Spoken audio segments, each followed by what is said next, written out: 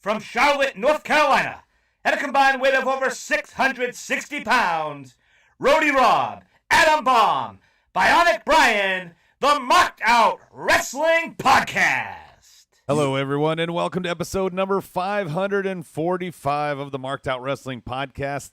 It's another edition of Who Won Wednesday. If you are watching us, I welcome you on the Facebook Live AEW discussion group. We're going to be broadcasting on there. If you're listening on YouTube, all you need to do to become a member over there is send a request to the admin, and they'll get you in so you can watch us live on there. We're always live on YouTube as well, and then you can download the podcast to Podbean, Spotify, iHeartRadio, and a shit ton of other platforms. Joining me tonight is Rody Rob. Oh, am I supposed to? Okay, yeah. Hey, how you doing? And Bionic Brian. Hello, I am Remote. My name is Remote. I am Brian. Hey. Hi. Why'd you put your hat on, Brian? I wanted the world to see your hair.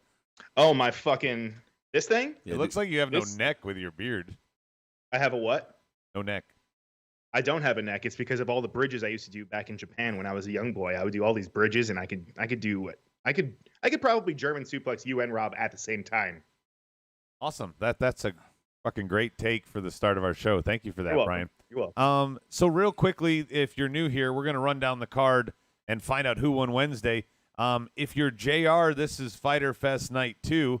But if you are anybody else, this was Fight for the Fallen tonight. So we're going to compare it with NXT's card. And, normally we run down the card in order, but tonight, the way the main events ended on both shows and both being for consequence and belts, I want to start there, Rob. I want to go right into that. Let's do it. And specifically, let's start on the AEW side. We have a challenger that has been built up and been talked by the mouthpiece Taz here all feud as being the guy, and then he throws the towel in. I know the spin factor that they're saving. Oh, Brian Cage, I don't want him on the shelf for another 10 months, and he wasn't going to tap himself, and he wasn't going to get pinned or whatever. But we got to go back, of course, and go, why is he booked for the title then here? No, not just why is he booked for the title, but why did they give him the FTW title? What consequence did that mean? Consolation prize for him. Yeah. Then did they ruin it, Brian, beforehand to say, no, here's a belt, now go for the other one. You're obviously going to lose it. That's what the belt, the board is thinking. By the way, the board: Soji, Daniel Price, John Estrada, Mr. Min, Homer, Stikelether, Hall of Famer. No, because this one wasn't for the FTW belt. He lost this match, but it was only for the AEW World Title. No, but that's not what Rob's saying. He's saying giving him the belt last week solidify that he wasn't going to win? Perhaps, but I honestly thought that there was a chance that Moxley wouldn't be able to have the match, and then he would have to relinquish the title, and Brian Cage could have both. But if that was the case, they would have teased that factor. There was no giving the title away here. And you sound like an apologist. By the way, I have no problem with the fucking match, Brian. This was a good match. It told the story that it was supposed to throughout, but the ending, we had the Cody Jericho feud end with someone throwing in the towel. It is too soon in the infancy of AEW to redo this storyline. There's plenty of other ways they could have gone. Instead, they go with another throw in the towel. No. And you think it protects Brian Cage because Taz did it? It makes Taz look like a weakling. Go ahead, defend it, Brian. No, defend what? There's nothing to defend. First of all, that was the finish of the match, all right? Adam or Rob, do you guys watch UFC at all? Oh, my God. How many times are you going to ask? Yeah, we've seen it. What? We've seen AEW is supposed to be more sports-oriented, right? All right, and if you watch UFC, you'll see that many times in one night, you'll see the same finish. You'll see a submission finish, or you'll see a tap out, or whatever. No, I don't think this is the same at all. No. I see it as a good way of protecting Brian Cage. Honestly. No, you know what, Brian? I don't think it protected shit. Wait, hold on. I'm sorry. I'm sorry. I got to interrupt here. No. If I want to watch UFC shit, I'll watch UFC. I understand they're trying to do the combat sports angle. Fine. Do the records. Yeah. That's fine. Do the top 10s. That's great. It's not the first time it's been done in wrestling. But don't say, oh, we're going to do all the things combat sports does like UFC. No, I don't watch UFC. I don't care about throwing in the towel.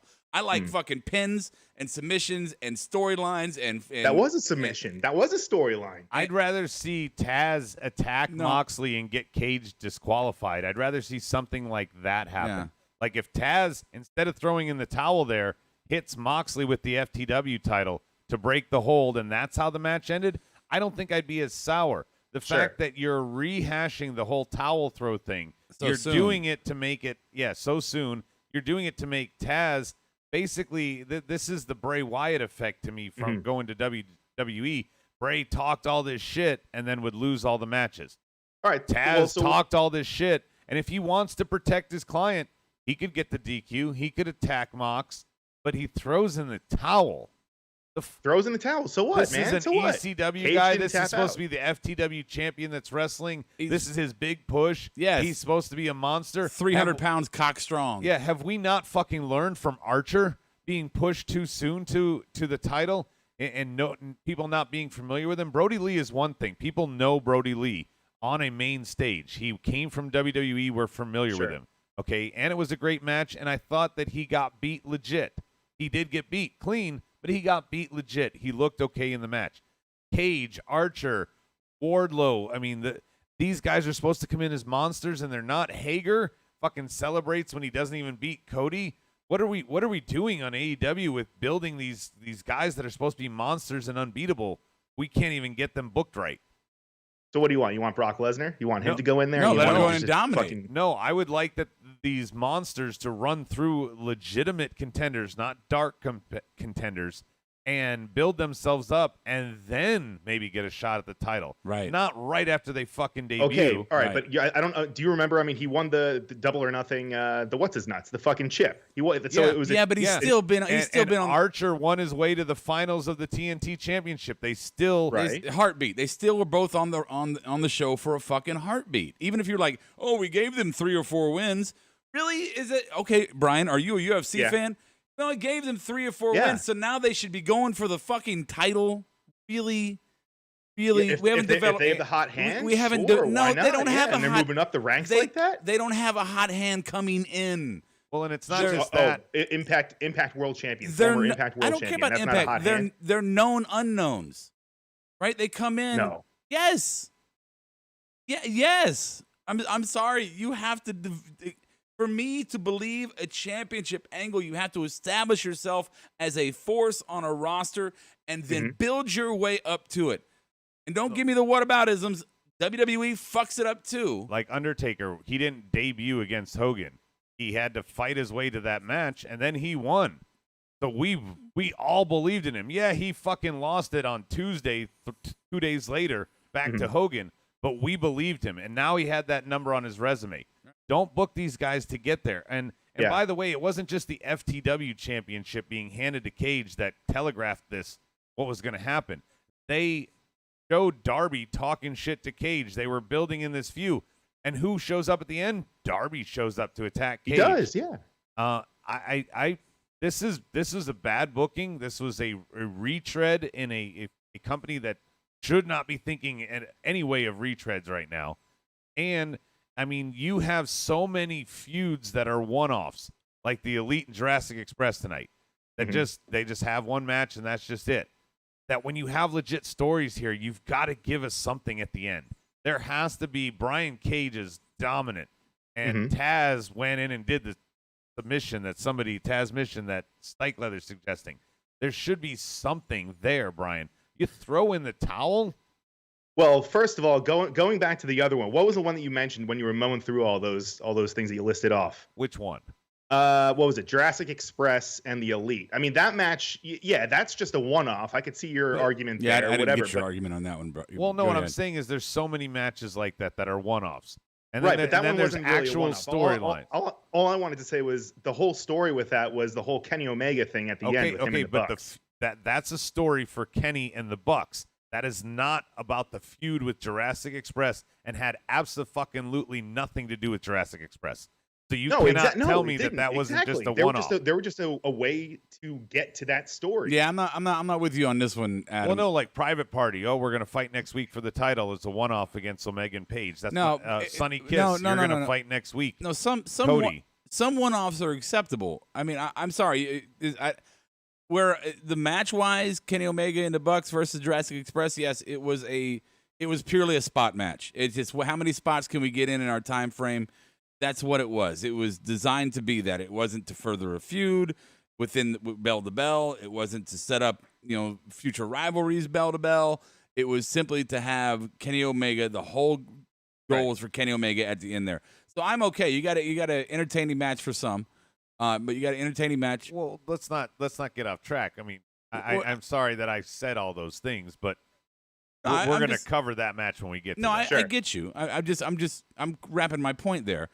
I think it's different. I don't know if one-off fits for the Brian Cage thing. I mean, one-offs are allowed. Brian Cage, it doesn't fit for him. Right. I'm just saying, why do Brian Cage should have gone through several programs. He should have gone through several programs. He should have introduced himself to us more. Mm. We should have seen different sides to his personality. That way, when his match comes up, we can be a little bit more invested. Well, not invested, but not so accurate on what we thought the finish was going to be. Right, a little bit more in the dark on where it could go because we've seen different modes of his attitude, of his personality. We've seen him play different feuds different ways. How is this going to end? But if you just make it obvious, and we've never really seen you in the ring to go through storylines before anyway, then it's obvious how this is going to end.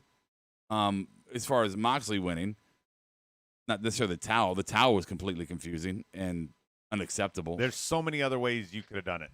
All right, I'll give you that point a little bit, but I don't think it's so fucking crazy. Like, I don't know what you expect. I mean, maybe, maybe it shouldn't have been a submission. I expect Cage maybe because he's this fucking animal to lose his shit and get himself fucking disqualified. Right. No, you know what? What about this? What about if Darby hadn't done the lights out after the match? What if it happened during the match and then it was a fucked up finish? Better than a towel. Anything but Taz throwing in the fucking towel.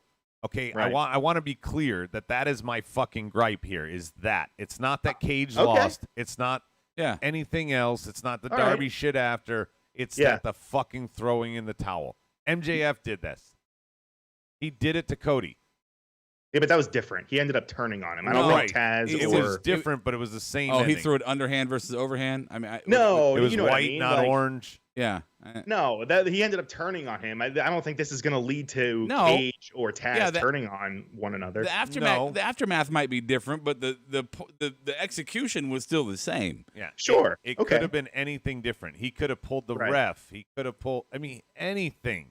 Like you said, Darby could have come out. Anything, Brian. Yeah. But the towel. And it's a shame too because it was a better match than I expected it to be. Yeah, and it was a good match. Stike says if the Machine couldn't beat Mox, who then is legit tough enough to beat Mox for the title? Soji says, paint it all you want, Brian. Throwing in the towel is something you do not do to build a guy. Ask boxers. Yeah, you want to go to UFC? Ask boxers too, Brian. No, boxing's crooked. Yeah. And Daniel Price says FTW means you don't care, not, oh, well, my boy's getting hurt, time to give up. I mean, that goes against the FTW. Yeah. Forget the world. No. Forget the walrus. And Stike says they could have saved this for All Out. They could have done. I mean, if you want to, you could have had the Chip B to cash in at All Out and let Cage, like Rob said, go through a bunch of other little feuds on his way to All Out. Build him up, make him legit, so that this loss isn't like, hey, here's another monster that lost again. I mean, Brian, you have to work with us here. When we watch WWE. And they bring people in, and they just push them right away, and so fucking hard. You are sitting here with us, going, "That's stupid." Yeah, and yet on AEW we've seen this over and over and over, where we had this immediate debut and then push to the top, and then you're like, "Oh, these guys stop whining about it." No, the only one I will say was a little rushed was Brody Lee. This one though, Brian Cage, he won that ladder match. That was a shot at the AEW World Champion. Okay. I have no problem with it. Okay. Estrada has a great take here. He says, in my opinion, Brian Cage is in a worse spot than Lance Archer. You got a big Brock Lesnar dude, and you have his Paul Heyman throw in the towel. That's a major AEW fail. Major. And he's right. I'm sorry, Archer who? Who's Archer? Who's that? Who's that? Archer's been meaningless. He was booked against Joey Janela in an extra you watch match. Your mouth. I'm just saying. Yeah, talking about sliding down the popularity scale. All right, so the main event on the NXT side was Io Shirai and Tegan Nox. A great match that told a great story there. Tegan trying to come back. She's not quite there yet, so I'm not surprised she didn't win, but she got her shot. She got her push last week or whenever the hell it was, 2 weeks ago when she won the contendership. Yeah, tonight's a hell of a rub. Yeah, and exactly. It was a rub, Rob. I think it was a quality match. At the end, Io's winning, celebrates, and Dakota comes out and attacks her. Rhea's saying that she was watching the match tonight. So the division is popping here, and you got some contenders. You're not Brian Cage, who's going from the title to Darby Allin. No disrespect to Darby. That's just the reverse order you should be. Or like Brody Lee going to Colt after the title. He should have just gone through the Colt stuff. Well, I mean, hang on. Going back to with Darby and Bryan, it's not so random because I don't know if you remembered. I believe remember. Darby's injured because of Brian Cage. Yeah, he reminded us last week. That's why we knew this was going to be the feud in waiting. Just making sure. But it's obvious. But again, both matches were quality. But you gotta, Rob. We talk about consequence and stuff. We have a new contender in waiting for Dakota and Io after the match. We saw Tegan, put her heart on the line. On the other side, we see an undercard feud. We don't know where Moxley's going next. He just beat a fucking monster. Unstoppable. Yeah, now what? I mean, obviously it's not going to be Jericho going back at him because Jericho's not done with Orange Cassidy. So right. And Matt Hardy's waiting for his brother. Yeah, and fucking Cody's got he's just destroying the fucking everyone with his belt. So I mean, is it going to be a new debut or are they going to sneak somebody up on us or? Yeah, are they going to? Well, Rob, it's a new debut to rush to the title to lose. I mean, that is their MO, right? Right. Well, debut somebody you guys know and then that. go for the I believe title. it's on the 18th or the 19th. That's going to be 90 days from when all that whole huge wave of people were fired. So so we can have a bunch of first-time challengers. Oh yeah, in the next few weeks, we're definitely for Cody, for everybody. Yeah, for all the titles. New all the old titles guys, get fresh. actually. All the titles get fresh, brand new people. Yes. Yeah. No, that's Matt not good, Cardona. Brian. That's not good. And what? And here's and you can call me petty if you want, Brian, but they have a ranking in place. But yet people keep fucking jumping the line. Yeah, they keep saying, "Oh, here's the first number one contender. Here's He's the number top 5." No, they all make sense if you no. look at it and you break it down and you see who wrestles who, when, and which champions. It makes sense. Trust me. I've tried to see a hole in the plot line and it doesn't work. No, it's not about not trusting you, Brian. I'm sure somebody like you who watches intently, and that's not an insult. I mean, it's just a fact. That watches as intently as you do to AEW, and it's whatever, and then rubs yourself while you do it. I'm sure you're noticing the nuances of the top 10 division or the top 10 contenders. But for the average watcher, they're probably not focusing on the details of who's beating who. The problem they have with the top 10 contendership, both tag team and singles, men and women on AEW, is where they talk about they have it all the time, and they occasionally say who's there on it. They never work storylines with it.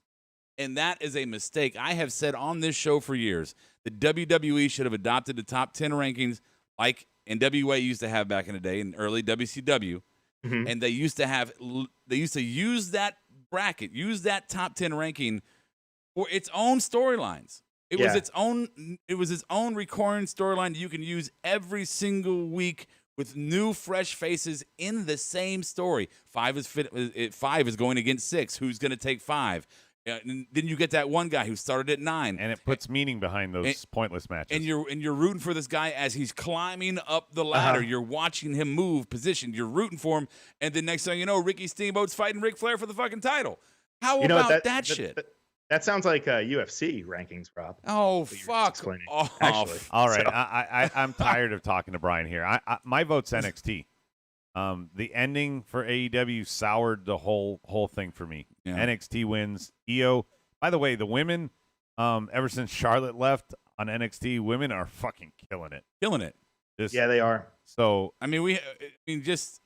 we had other women. We had the new debuts tonight and returning people. And look, I know we might talk about it, but for the first time ever, I'm actually like, hey, where's Aaliyah? I'm actually looking for Aaliyah. We'll talk about it. We'll talk about it. What's your vote, Rob? No, NXT 100%. I mean, I don't want to echo everything you said, but Io and Tegan was a fantastic match. And I look forward to the women's matches on NXT. I just do. It did not disappoint. NXT. Brian? You know what? Not because of any of the points that you guys had. I came to this conclusion on my own. NXT. Really, that women's match was fucking It has phenomenal. nothing to do with the fact that you have a giant crush on Tegan. No, that's not that, bro. What? That has nothing to do with anything. This was a great women's match. All right. Yeah, I'm not allowed to ask that question. That was perfect. Yeah, that was a question. Do I know? Actually, did you see her tweet? I just know how biased you are, so I figured that the bias played in here. Wait. Say it again. I know how biased you are, and I know that you like Tegan, so I figured that's your bias. No, didn't you? She posted a tweet. She came out publicly last week. Oh, she's gay? Yeah. Oh, yeah. Cool. Not that has anything to do with anything, but I mean, now that you're saying that right now, I'm gonna, So I don't know if you guys had saw that, or don't love her that anymore? was just. So yeah, Brian realized that he got no in, so he's he never had an in. That's true. No. Yeah, none at all. You asked me a question. I'm giving you my journalistic opinion. All right, great. Your NXT's up 1-0. Let's go back to the curtain. Oh, I was gonna give Brian the wah wah. I think Joey Janela? I think AEW's got a chance here. Sorry. Okay. So we're gonna go back to the start of the shows. Grimes and Priest is going to kick it off. I know Keith Lee kicked it off for NXT, but we're going to talk about him at the start of the second hour. Who did you just say?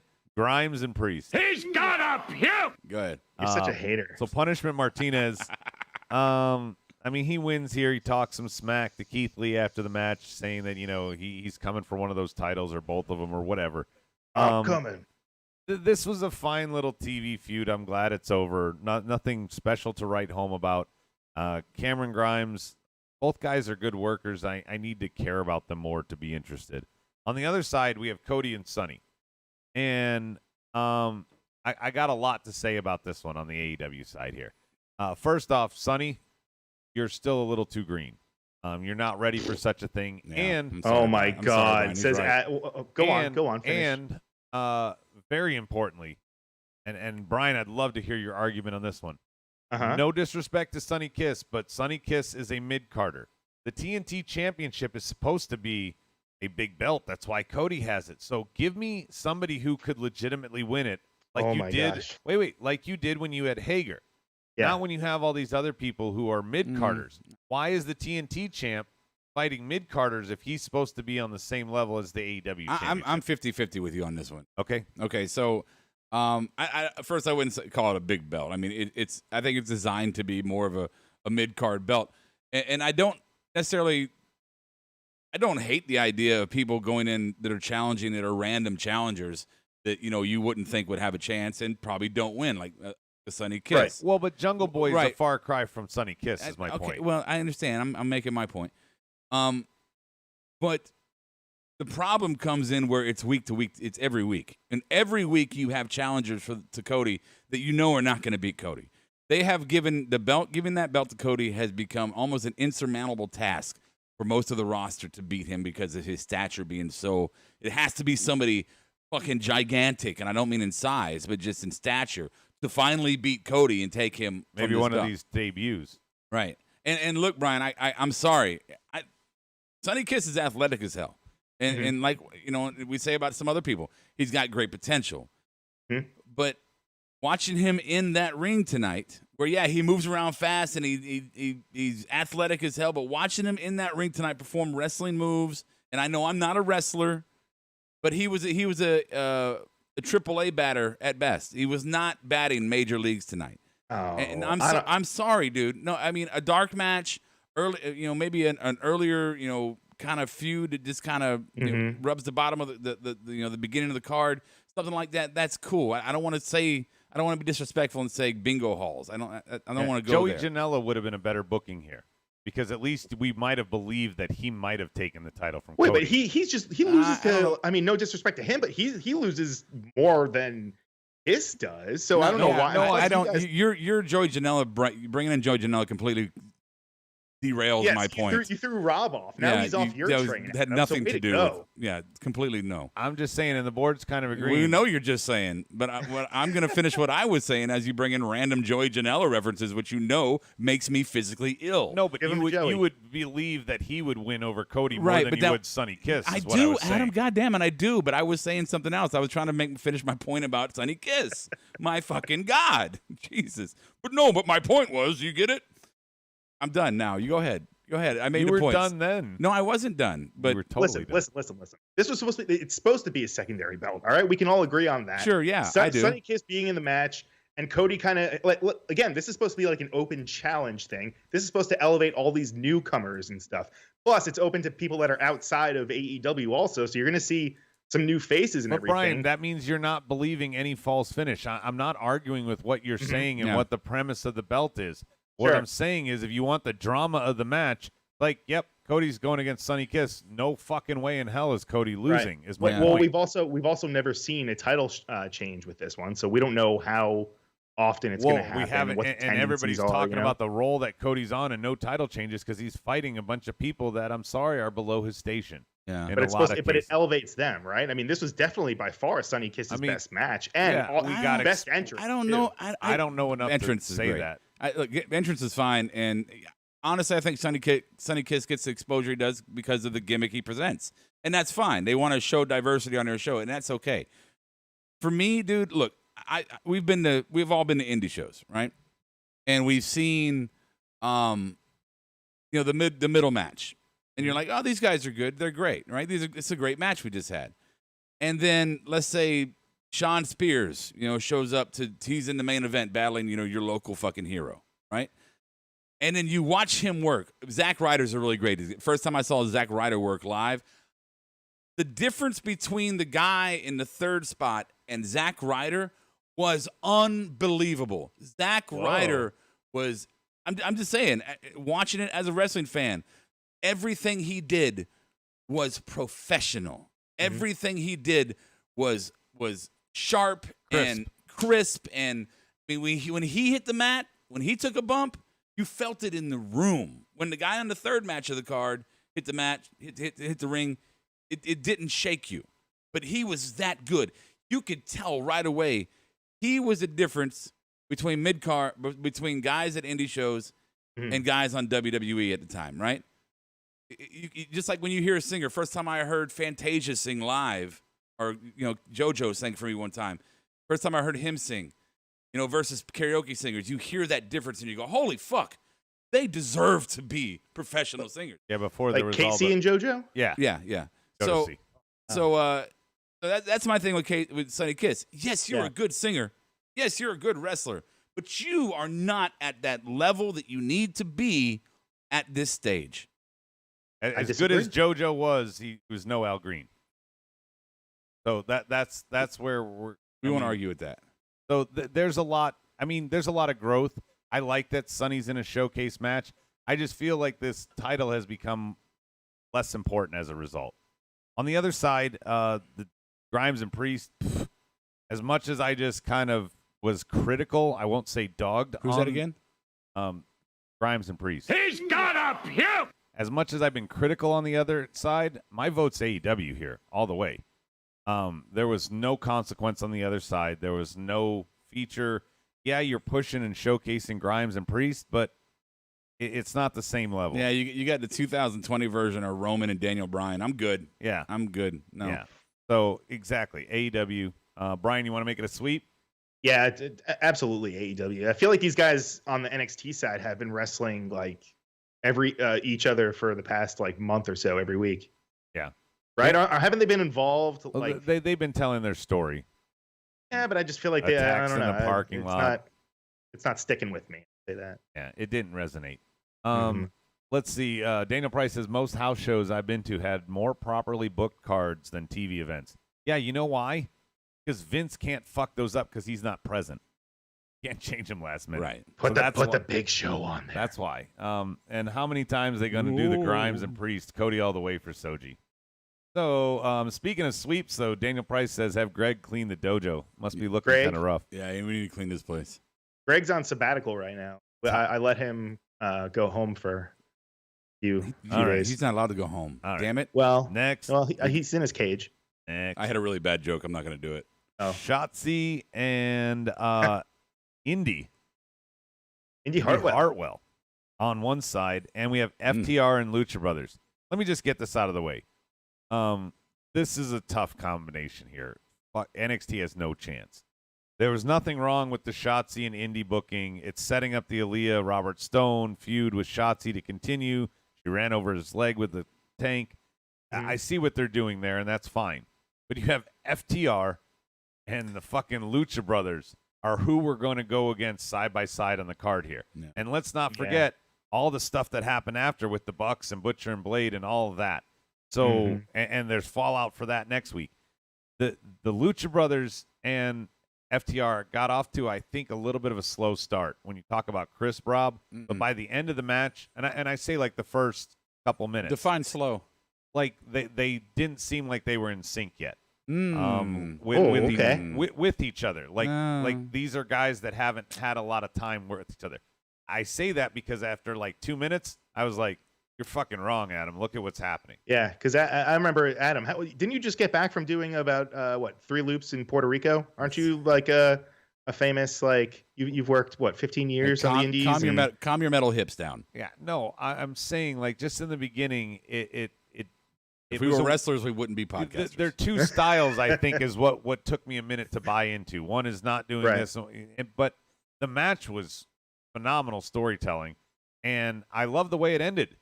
You know, the unmasking. You have FTR kind of, I mean, that's a gut punch to unmask a luchador.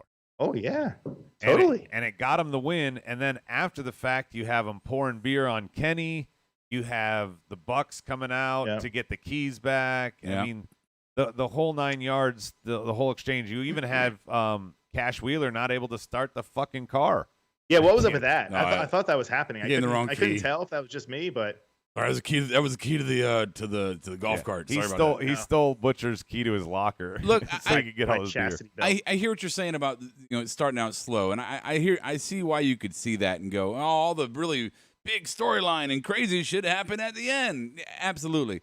But let me and I was telling you this as we were watching. Unfortunately, Brian is not with us, so I wouldn't say unfortunately. Sounds like I'm dead. Yeah, well, I mean, I don't know. Unfortunately, Brian isn't with us anymore. I don't know. What? So initially, I was just like, come on, please, please, please, please. And they didn't disappoint. They got in the ring, tagged. Guy went out, grabbed the ropes. The other guy came over. He tagged him. He came in there. They did a fucking double team. The guy left the ring. He tagged him. They went to the other corner. They kept the guy from the corner so he couldn't get tagged. The other team went and got tagged. And there was tags. There was tags. There was tags. There was a tag team match. This was a tag team match, AEW. You have a guy on the outside. Me. You have a guy on the other outside, and then two guys in the middle fighting, and occasionally if they need a break or they want to get some help, they go and they tag. And you had them double teams in the corner. By the way, Brian, watching this match with Rob, I'm like, oh, look at that spot. He's like, but did you see the tag? It was a real tag. I'm like, can we watch the other parts of the match? But is that how? Does that not tell you something? That for me, I've been so craving tag team matches just to watch guys go tag. Because they haven't been doing it. And the ref to go tag. I'm sorry. That excited me because nobody fucking does it anymore on AEW. Rob, again, they're like mini Royal Rumbles. And they have a 10 count, right? They have a 10 count to do double teams in between tags. Shut the fuck up. A 10 count. A 10 count if you're counting to infinity. And the motherfucker never counts. Well, and let's not forget the asterisk for all AEW matches is it's ref discretion. Oh, well, I mean, yeah, and that worked tonight with Moxley and Cage on the outside. I like that the playoff line. Yeah, ref discretion is cool, but every goddamn tag team match, just tag, fucking tag.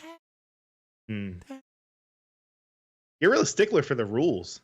No, not the rules. I don't care about the rules. I care about structure. JR is joining us late. He says, Brian's live from Daly's place. Adam's live from the bar fight where Jeff and Sheamus are going to be. And Rob is live from the inside of his brain. Pure darkness. Tag. So, AEW wins here, right? Oh, I mean, in the comparison, look, if honestly, no disrespect to Shotzi and Indy, great win for her, good push. Yeah, honestly, if that match, Shotzi and India Hartwell, Indy Hartwell, I like her. Yeah, I think she's gonna do some things. But But I think on the other side, if they had a different opponent, they could have had a chance of winning here. But FTR and Lucha Brothers was everything that we had hoped it was going to be, and I think it was. I actually think they're only about 75% on the pedal. I think they could give us a fucking classic at like a pay-per-view or something like that. Yeah. This was clearly just the first salvo. Yeah. And they had tags. Also, we won't have tags next week when the Bucks take on Butcher and Blade because it's Falls Count. Oh my God. Well, no, it's a Falls Count Anywhere match, Brian. Oh, all right. I thought you were going to say something. No. Well, no, I was speaking literally. But your point still works, Brian. I mean, the Bucks don't tag. Yes, they do. No, they don't. All right. The first time. We got a couple of promo segments here. That again, I think AEW is just automatically going to win, but we'll cover it anyway. Legado del Fantasma tells us what his next plan is for his title, and okay, cool. I don't even know outside of this round robin we did for the cruiserweight thing, who's even in that division anymore. We've only seen him and Drake. I think they made a mistake in introducing him right now because they introduced him at the same time that you had first EO get the title and start her run, right, which is a big deal because EO is fucking awesome. Everybody agrees with that. Yep. And at the same time that Keith Lee becomes a double champion. So as you're building this huge Keith Lee storyline up, which is dominating the conversation landscape of wrestling, you're like, let's introduce this guy. Yeah, but it's fly by night with that title because of Devlin. No, I agree with it. It is, but I do like this guy and I like his character and I like how what it could be. But just they could have waited. Just let's Keith Lee's thing work itself out and then pulled this. Yeah, you're right. There's a lot of other stuff going on that he's overshadowed by. Wait, I don't understand. Why are you saying you have a problem with the cruiserweight title and No. He's just saying that this guy's debut in this faction and the way they're doing this. He's overshadowed. And Keith Lee having the two belts. EO getting her first run. I can kind of see your point. I mean, Brian, who's the tag champs on NXT right now? Excuse me, what? Exactly. That's what we're saying by being overshadowed in some of these other titles. What NXT has always done well in the past was it had a main focus on one of the title divisions, and then it would play that hard per show. What's that? Or at least per show. Maybe like this week it's tag, this week it's women's. But the big like they'd always have simultaneous storylines, but the big dominating storyline of a cycle was this title had a big dominating storyline, and then the tag, and then the women. Then it went back to the men's. So they've always been good about not having one huge, massive situation not overshadow the other one. And now you're putting three together, and you're going, I don't know what to do. So, yeah. Yeah. And on the other side, we have Le Champion giving himself a whole slew of new nicknames. The champion of ratings, or the one he dropped that'll be a T-shirt, I'm sure. He's the demigod or demogod. Excuse me, demogod. Demogod. I said and by the way, Demogod. it's Fabian Eichner and Marcel Barthel. Yeah. Read that off the board, Brian. Good job. Wait. And then of course he gets covered with orange juice at the end of this. I love every bit of this. He says he pulls the normal Jericho heel shit. You ain't getting a rematch, and then he gets doused with orange, and he gets thrown the towel, and he has his normal freak out. He has to go and get notes from Britt Baker after the fact on commentary to replace Taz. Like, every bit of Jericho is still very entertaining, even though he sometimes retreads. You're going thumbs down, Brian? No, that's what Orange Cassidy did. I'm about to release some orange juice on you guys in the studio. Oh, you wish. Wait, you're not in the studio. You're at the I don't drink bar. orange juice Rob anymore. can't drink You're with orange Sheamus and juice. Jeff Hardy. Fun fact, orange juice has dairy in it. Yeah, it's cut with milk. No, Yeah. that's one of your fucking tinfoil flat earth things. Hey, Brian, every juice in a grocery store is located in one aisle, and then orange has to be in a freezer cooler. So No, explain that. It's cut with milk. That's absolute Explain garbage. that. Who told you that? Alex Jones? It's all right. You're an idiot. I hate you. Yeah, that's my man. So That's my dude. let's vote real quick here. Inner Circle over Legado del Fantasma, right? Yes. Yeah. Yeah. Okay. Yeah, Yeah, man, that was a pretty fun segment. The way that Ortiz, I'm sorry, who was it? Ortiz, yeah. The way that he was swimming in the fucking juice. Yeah. He was kind of. doing the whole. He was overselling it like he normally does. I have a little petty award for these segments. So well, we'll get there later. No, because I have another petty award, so I'm just going to do it right now. I found it a little petty that Jericho didn't read the notes from Britt Baker when he was on fucking commentary. Yeah, he's like, Britt Baker's over here sending me. I mean, fucking read it. I wanted those. I wanted those two interact so bad. Yeah, while Schiavone was off tonight. Yeah, man. All the best to Schiavone. Excuse me. How come? Why was Taz on commentary for a minute? Like, what did I miss there? I don't know. It was uneven. He's being kind of friendly, and then he's aggressive back as That's the what manager. I'm saying. No, they probably just wanted him to come out there because JR kept saying Fighter Fest. But Jericho at least stayed in character. He didn't. He continued to talk shit. Right. You know, Taz was commentator, and then being but Taz isn't a character. Well, Taz is Taz. If you guys, I know you guys don't really watch Dark all that often, but I mean, he's a commentator on there, and by God, it's completely like he's a complete like happy-go-lucky, making jokes with Excalibur. It's really weird, actually. Have you ever been in a fight, Brian? Like a real fist fight? I've been in wrestling matches. You tend to get a little bit more aggressive when you're ready to fight, man. Soji's asking how Orange Cassidy's still relevant to Jericho when he got pinned the week before. He's not. Jericho said he's not, but now he's making himself by dousing the orange juice. Yeah. Keep it simple, stupid. Keith Lee, Dominic Dijakovic for all the gold kicks off hour 2 on NXT, and we got Jurassic Express versus the Elite on the AEW side. Let's start with the Dominic Dijakovic. Never gets old, these two. I loved the promo at the beginning, him saying, look, man, I want to give you this rub. I want to give you a shot. I want to wrestle you here again. You bring out the best in me. I bring out the best in you. Let's go. Mm-hmm. And you kind of even have a nice fallout here. Scarlett's coming out, putting the broken clock or broken hourglass that Keith Lee smashed. Yeah. And saying Karrion Kross is next. And on the other side, you also have Dijakovic facing him backstage. They're going to have a match next week.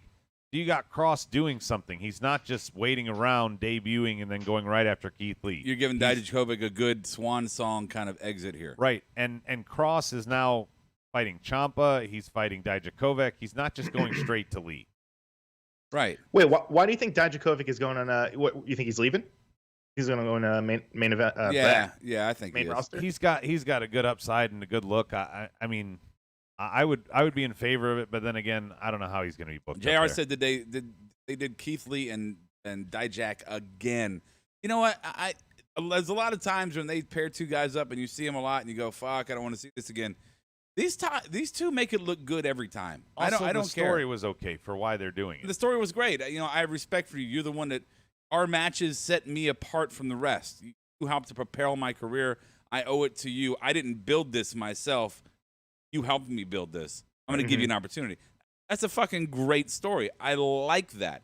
And he even said, "I'm your friend of me." Like we Right. have mutual respect, even though we're at odds. Yeah, and Right. that absolutely sets it up. I mean, for Kross and great. And it set up Kross and Dijakovic, and it set up Kross and Lee. Yeah, but they just have a lot of things spiraled out of this. They just have great chemistry in the ring. It's fun to watch those. And they tell a story. I mean, if you remember JR, who said this on the ring, hopefully you remember this, is when we saw them wrestle the first time, we're like, holy fuck. And then they wrestled almost immediately again. And you're like, oh, we just saw this. And then it was completely different. And then they came for the third time together. And we're like, a couple months later. Right. And we're like, oh, we've seen this twice already. And it was completely different. Some people can do this. Some people you can pair up time after time after time. Michaels and Hunter were that way. Yeah. It just doesn't get old. I could watch the old Bulls and Pistons games. Fucking, they could play each other 100 times. I watch every time. Good. That's how I feel about Masato Tanaka and Mike Awesome. Who? Yes, exactly. Masato Tanaka and Mike Awesome. That is a great comparison. Sami Zayn, KO. It's still real to me, damn it. Jurassic Express Exactly. and the Elite. Fun match. I don't think it was ever in doubt that the Elite was going to win. Omega beats the hell out of Marco at the end to get the pin. And then let's talk about the fallout here, Brian. Omega's showing a little bit of heel tendencies there. Yeah. Omega? Mm-hmm. Healer face? I mean, tonight was the night where he he snapped on Marco post-match. He had to have the Bucks separate him. I mean, obviously he remained calm and cool and collected, afterwards, but this was definitely, you could see the threads are kind of starting to fray between him and Nick and Matt Jackson, right?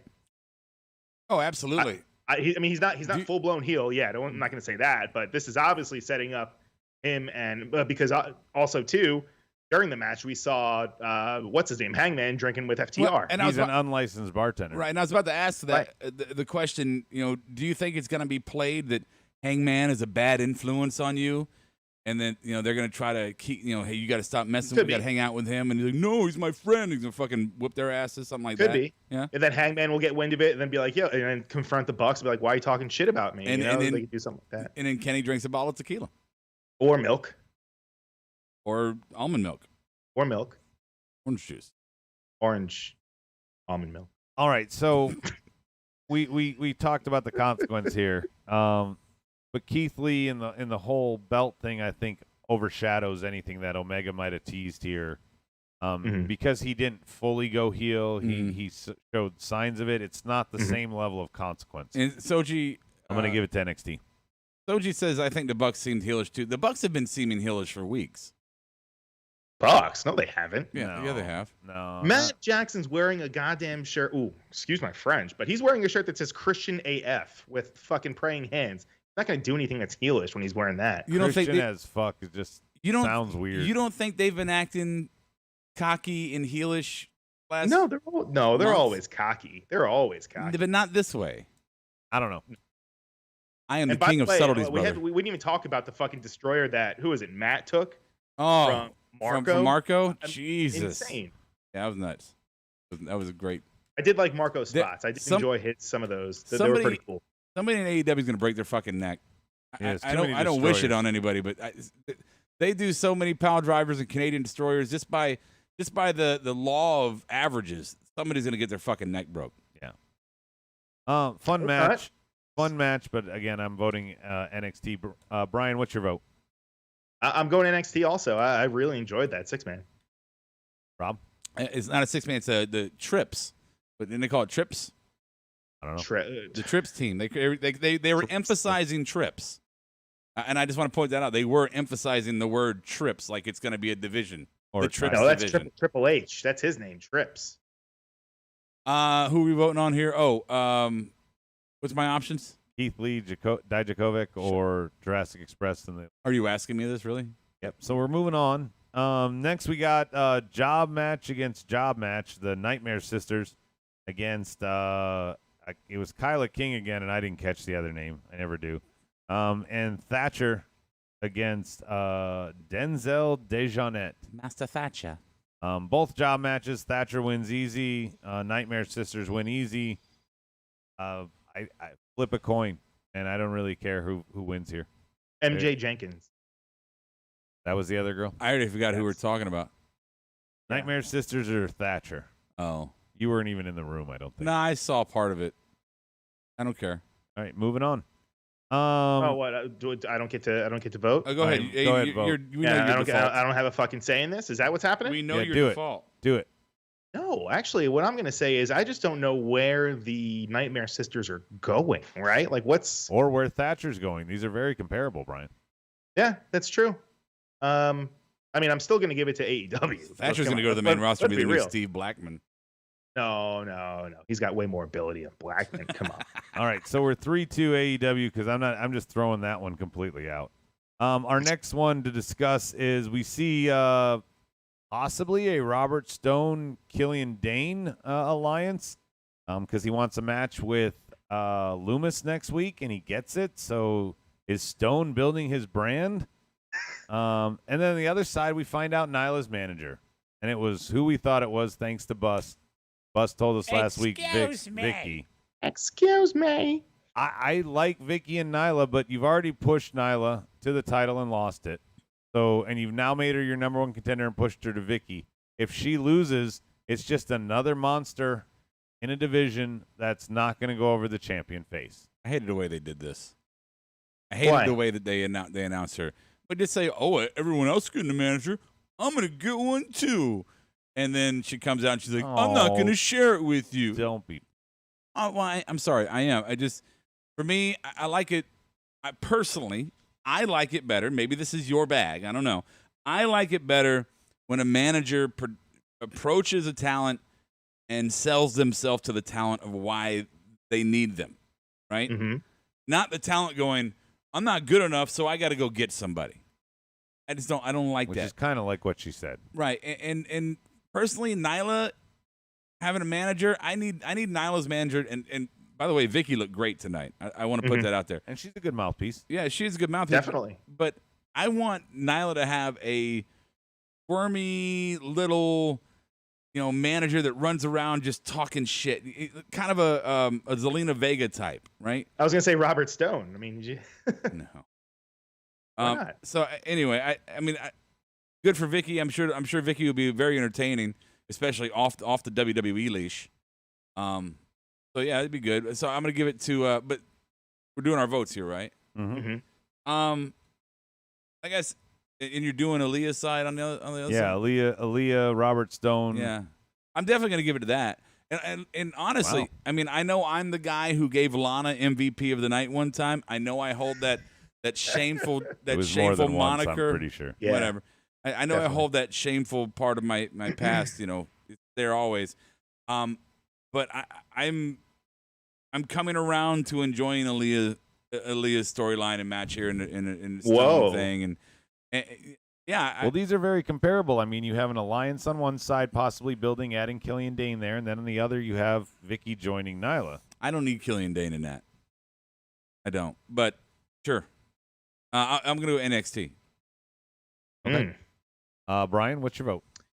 I'm going to go with AEW. I like the fact that we have a new personality now seemingly going to be full-time in AEW. And I love the fact that this is an interesting pairing. I mean, obviously, this is the name that we thought was going to be coming. This is the name that was rumored. So it's not like it was a total shock, but still good to see Vicky out there. And I mean, she was the one that she was there when Edge started fucking picking up steam. So not comparing the two, but She picked up the She has baton had when good, Heyman left SmackDown. right. So real quickly on the board, they're discussing that the "excuse me" is trademarked by WWE. Excuse me. Mhm. Excuse me. Well, I mean, it was all over her entrance music, so I don't know. Now? Lawsuit coming, maybe. No. You know, All right, I so- noticed for the first time tonight, FTR, their song starts out with, instead of "oh yeah," it starts out with "oh yeah." It's like they say it, but it's a lot more chill. We go. Oh, dear. Did you record your lines today, Rob? Nope. So Oh yeah. Daniel Price says Killian Dane goes home to Nikki Cross, so he wins. Oh, that's true. You know how you I did can bump win, into her brother? at the gym once. That was cool. All right, You so can win if you go to markedoutgear.com and put in the promo code 10% off your order. Marked Out is the promo code you would use for that. you're the one who started it. You got to finish it. I thought it would work. I got to buy a Keep t-shirt. going. I mean, Just buy a t-shirt. We got cool shirts, man. Go buy. We got cool shirts. They're good material. They're not that expensive. You got a discount I'm wearing one code. right now. Yeah, Monday Night DVR is an awesome shirt. I got one on. I got the dry fit Marked Out podcast one. Adam has the elite in MOWP elite shirt. So go there, markedoutgear.com. Speaking of my shirt, the elite one, if you go to patreon.com/MOWP and become one of our Patreons on there, you can do one of the 3 tiers. Our latest, we have a new subscriber, and they have chosen for their free T-shirt on the top tier for it to be this all elite shirt I'm wearing right here. Oh, lovely. But the 3 tiers are $5 will get you all the pay-per-view reaction shows that we do, which we've got our one coming up this weekend with Extreme Rules. That's going to be exclusive to Patreon. Then the $10 tier gets you all the mark-alongs we do. That's just us making dad jokes and watching wrestling matches. Typically, one of the 3 of us has never seen that match, so it's a lot of fun, and we kind of react to it. I love Rob coughing in the background of this promo, so that's great, They too. can't hear great. it. And then you go to great. they could see it if you're watching on YouTube. Dying. up. And then the $20 tier will get you a free shirt from markedoutgear.com, your choice of that shirt, but it'll also get you all the access to everything there, and you can even pick some stuff that we do mark-alongs too. So please support us, either markedoutgear.com or patreon.com/MOWP. One of those 2 will get you going. To close the show out, we've got 4-2 AEW ahead, but that doesn't mean that they're going to win. We still have to pick who won Wednesday, and we have to do our awards. We got marked out for both shows and Pettytown. You guys want to pick the winner before the awards, or you want to do awards first? No, we can pick the winner now. Let's pick the winner. Rob, tell me who your winner is. So what's our score? What do we come up with? It's 4-2 AEW over NXT. And NXT winning Keith Lee and Io Shirai. Champions are the only thing that won. I enjoyed both shows tonight. I think from a storyline perspective and intensity and moving forward with consequence and great matches altogether, I think NXT took the night when it comes to that. AEW was entertaining tonight, and obviously FTR and Lucha's fucking great match, and Brian Cage and Moxley was a good match until it wasn't. So, yeah, I think NXT wins handily tonight. Honestly, Brian. It's interesting that you think that NXT wins handily, because I think that it's actually the opposite way. We have a new debut in AEW. We have a first-time ever match between Brian Cage and Jon Moxley. Ooh. Who debuted in AEW? Yeah, who debuted? Vickie Guerrero. Didn't debut. She's been in the crowd. Okay, fine, but now she's debuted herself as Nyla's manager. I love Vickie as much as a nice guy, but I wouldn't call that a big debut. All right. Well, it's my point, all right? Nobody would have popped. We also had a first-time match in the Lucha Brothers versus FTR, so that's another fucking big thing. So yeah. I'm definitely going. I mean, as far as matches go and whatnot, I still think AEW. I'm going to go with them. Your points. All right, so your points sucked. We got one vote Your apiece. points suck. AEW.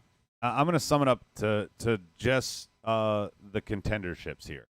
Okay, for the big belts, the women's and the men's on both sides.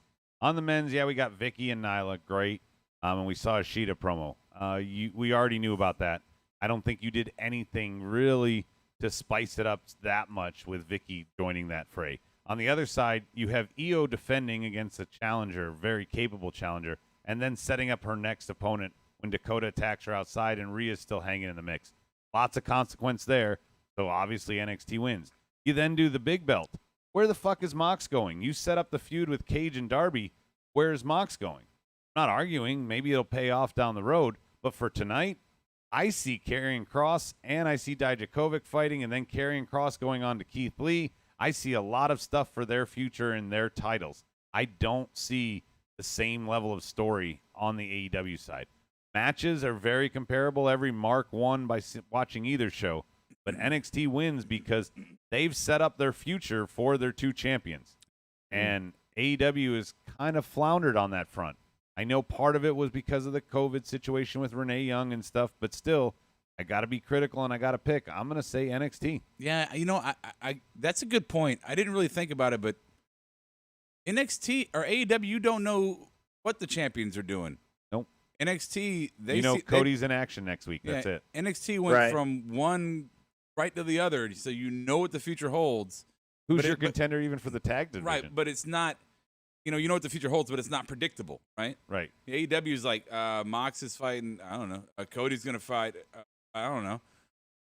The tag champs. They're not. Who are they fighting? Because right now all the other tag teams are having feuds, which is great. But Kenny Omega's with fucking the Bucks doing their thing. So what? Paige is in singles action next week. Yeah. So what's happening with the? I thought it was Brian. Have you seen UFC? Yeah. I watch it here or there. They're always trying to go for the next belt. Nobody's really trying to go for a belt right now in AEW. Yeah, I feel like they blew their wad building to Fyter Fest and Fight for the Fallen, that they need a reset next week to start getting ready for All Out. Yeah, I mean, looking at the rankings right here in front of me, after Cage, it's MJF.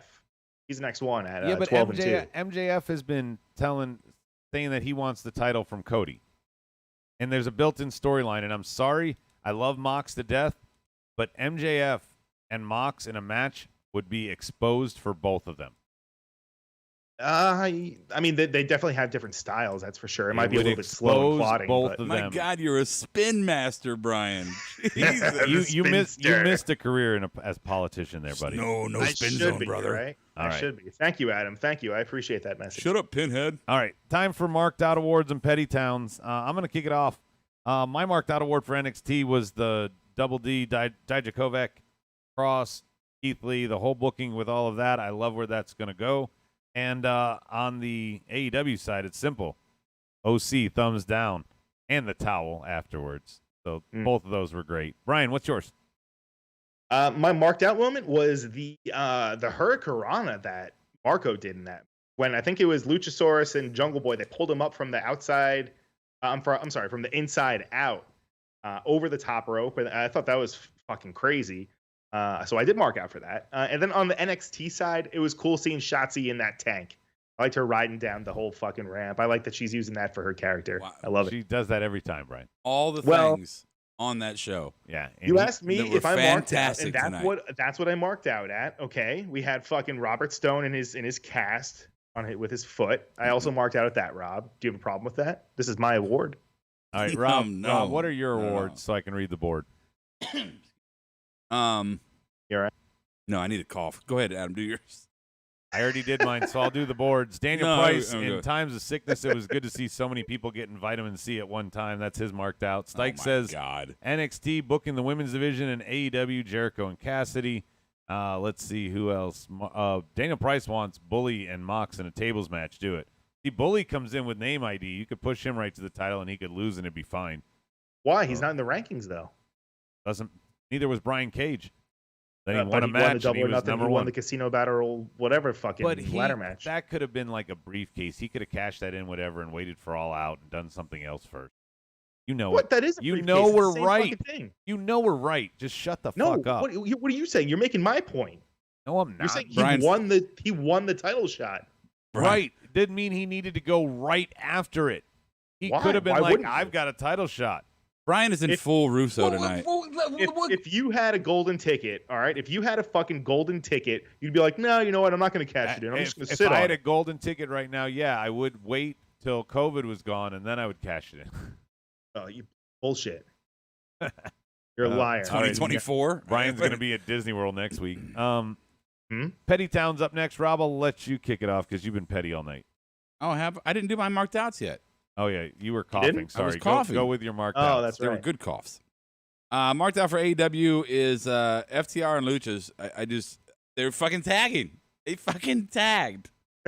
Fucking tagged. Marked out for NXT specifically was The tank? yeah, right. Was it the tank? It was absolutely the tank. Yeah. Specifically was the hourglass. I was like, oh yeah, that's fucking good. That's good right there. I Oh liked yeah. it. And Daniel Price It's says good. Money in the Bank winners have 365 days, Brian. That's my point. He didn't have to sit on it. He could walk around and go, and I'm the cock of the walk. I could take that title whenever I want. Thanks a lot, Bob! I don't think that's not the rules of the whole. I forget what the fucking name of the chip was, but I think the whole idea was that you get a shot at the next pay-per-view. Okay, well, this wasn't even a pay-per-view. Well, but it is. It was supposed, you get the, Oh, it was but it supposed is. to be. you get it at the next special event. Exactly. Yeah. Exactly. See, you get it. Fuck your face. Well, Whoa. Petty Towns, Rob, start it off. impressive. I don't want to go to Brian first. Petty Town is gonna be Give one to Brian. for. I actually got a good one for. Sorry. Okay, there we go. Petty Town for NXT is gonna be what's the name? Heartline. Is that her name again? Hartwell. Hartwell. Sorry, Hartwell.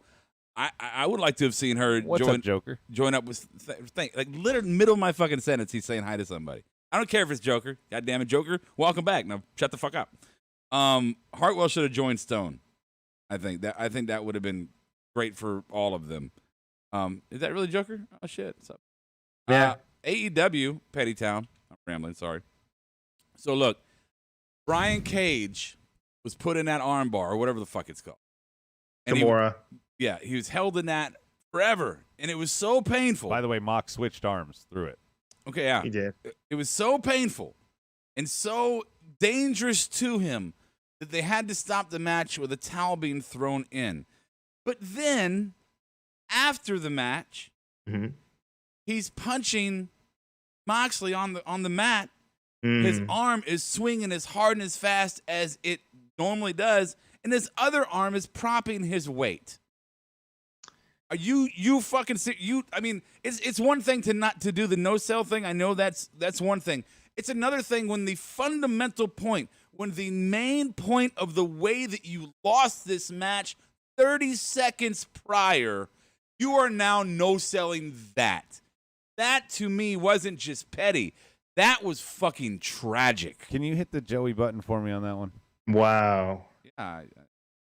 This the bad boy Joey Janela, and I couldn't agree more. Thank you. I hate that. Every point he just made is 100% true, Brian.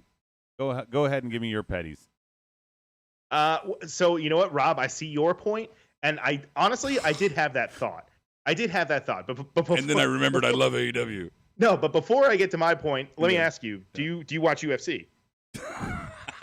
So sometimes when guys tap out, the move isn't even applied. It's just because the guy that's doing the move has it there. The guy that has the move that's in the hold knows he's fucked.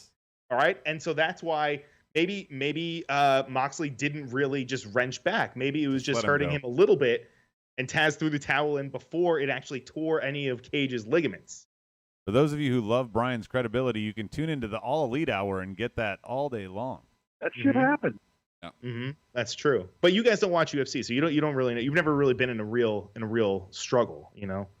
I could apply the move to you if you'd like next time I'm in Charlotte. They were putting him out front as often as they could.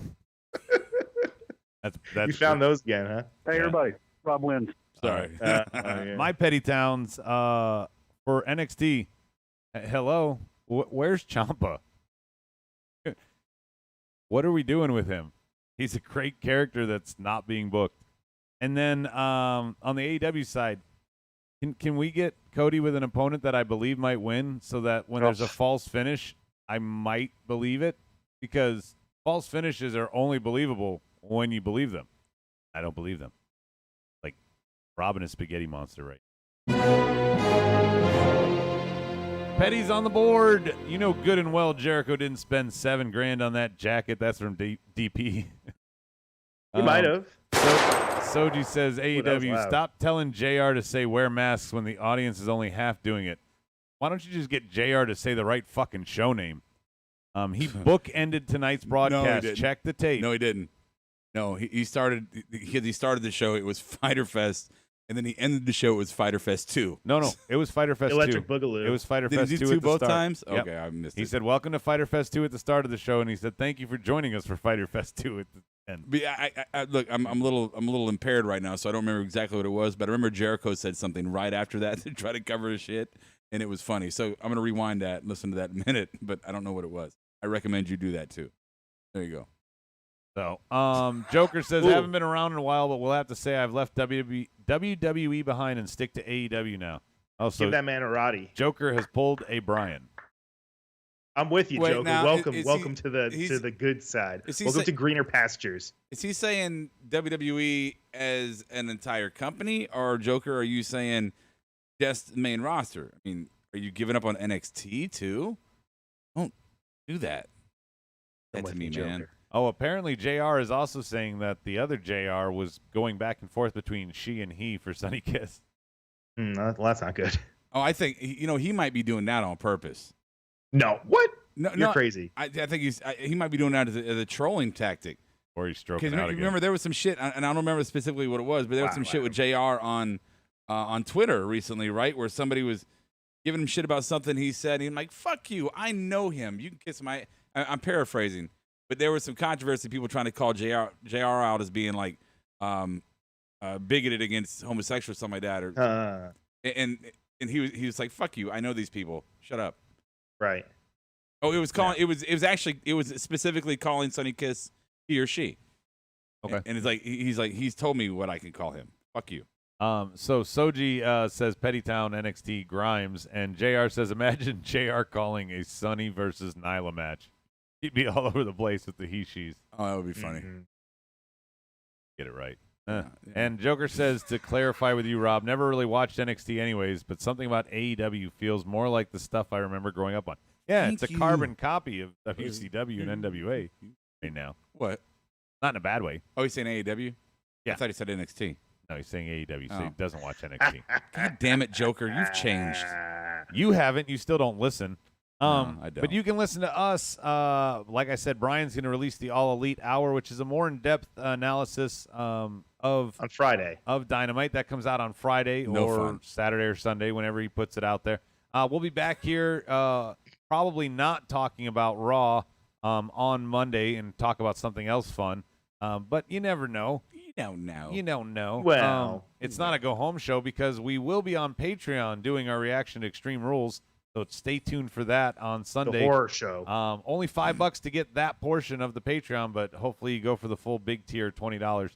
And Go for the full big one. Then we'll be back next week for another edition of Who Won Wednesday. And look, I just want to throw the caveat in there that when we get tired of doing wrestling, parodies on Patreon and just mark-alongs, we're gonna start doing random shit outside of wrestling too. So you're gonna get to see the one I've teased is Thunder in Paradise. Yeah, well, no, that's still kind of wrestling. That's wrestling. I mean, if we start doing some hey, dude, you want to throw the green screen up and fucking do this? So you'll see a whole different side of our personality. We might do episodes of The Office.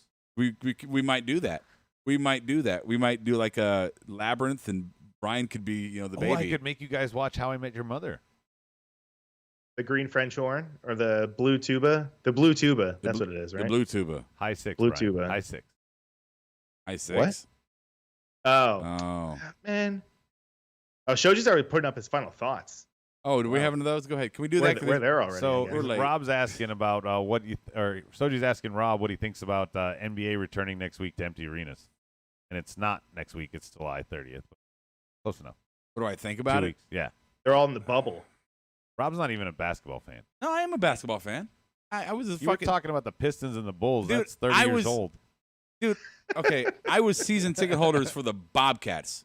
You have to be a basketball fan to have season tickets to the Bobcats. Right. You want to see all the other teams come to town. Yeah, I actually, it was last year they're the Bobcats. Anyway, I am, look, honestly, I'm not excited about none of it. Even watching the wrestling here, it still makes me crawl a little bit. I mean, we are ticking the fuck up. This COVID thing is real, and we are ticking the fuck up. And NBA's in the worst state for it. In Florida is where they're doing it. Okay, well, then there you go. There's one. But also, so what? You don't have, 30,000 people in the arena. Fine. You still got 10, 11, 12, 13, 14 people on the court. Plus, still got good 20 people in there. Broadcasters, cameramen. Touching bodies, breathing heavy on each other. Bitten. It just seems all comes down to the fucking dollar. That's if they just said to the whole NBA country is quarantining their athletes when they're not playing, Rob. If money was suspended 3 months and everybody just hey, just live and do whatever, money fucking suspended, everything will be okay. No, but at least the NBA is not letting their guys go to be left to their own devices when they're not playing. Oh, I didn't know that. Okay. Yeah, they're keeping them quarantined.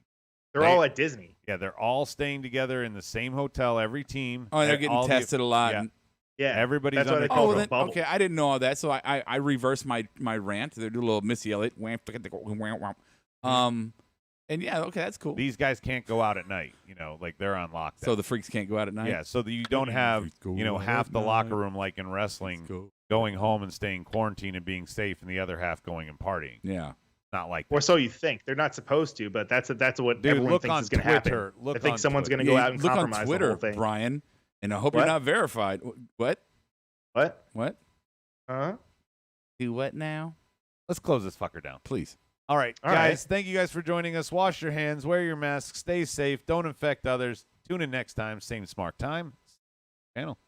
I'll catch you on the flip side. Catch you on the ding dong.